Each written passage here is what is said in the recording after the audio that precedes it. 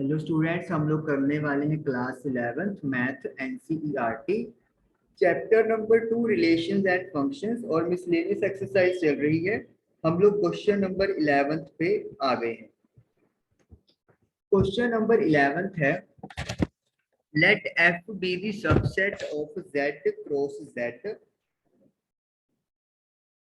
और जो डिफाइंड किया गया फंक्शन वो है A comma A multiply by B, जिसका रेंज है ए प्लस बी पे, इमेज कह सकते हैं हम लोग।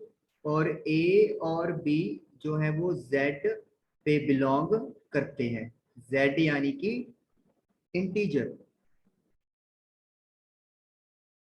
तो क्या एफ एक फंक्शन है? तो ये हमसे पूछा गया है। तो रिलेशन जो है क्या वो फंक्शन है, वो हमसे पूछा गया है।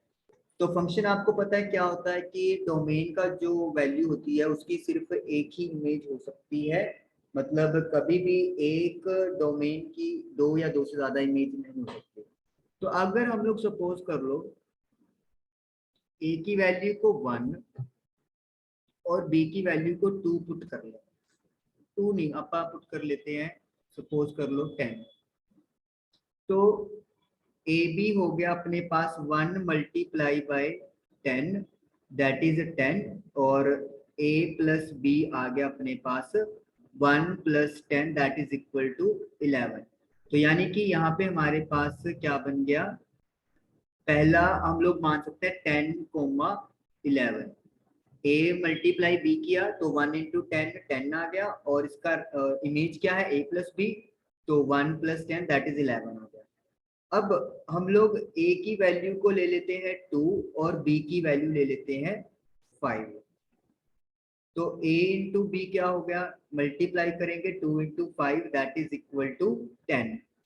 और a प्लस बी क्या आएगा, 2 प्लस 5 दैट इज इक्वल टू 7। तो यानी कि इसका मतलब क्या हो गया, a मल्टीप्लाई बाई बी 10 है लेकिन a प्लस बी 7 है।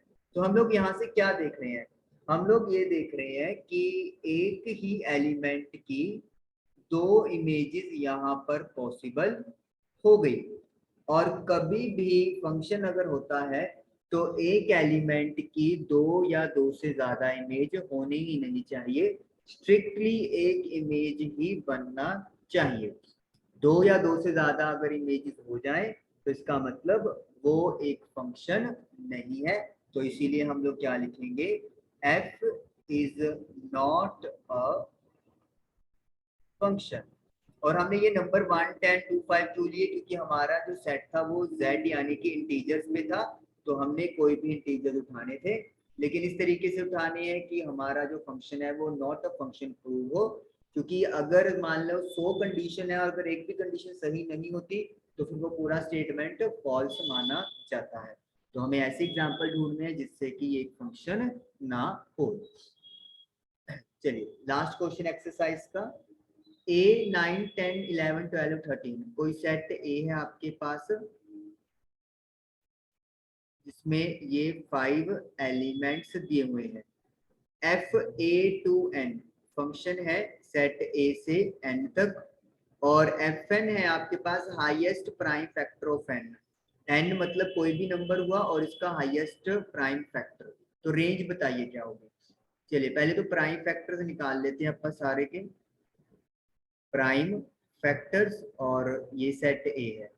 तो 9, तो इसमें जो प्राइम फैक्टर है वो आएगा 3, और यहाँ पे बना लेते हैं अपन हाईएस्ट प्राइम फैक्टर। तो यहाँ पे सिर्फ 3 ही प्राइम फैक्टर है तो हाईएस्ट भी 3 हो जाएगा। 10 के प्राइम फैक्टर्स क्या है, 2 एंड 5, तो यहाँ पे हाईएस्ट 5 हो गया। 11 के प्राइम फैक्टर 11 ही अकेला, तो हाईएस्ट भी 11 हो गया। 12 के प्राइम फैक्टर है 2 3, 2 एंड 3 है, और अगर हम लोग हाईएस्ट की बात करेंगे तो 3 हो गया।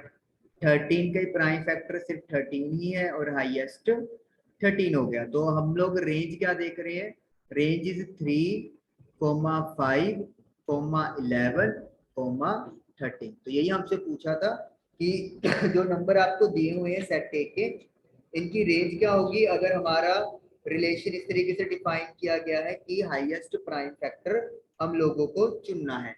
तो 3 5, 11, 13, तो this is the range of function.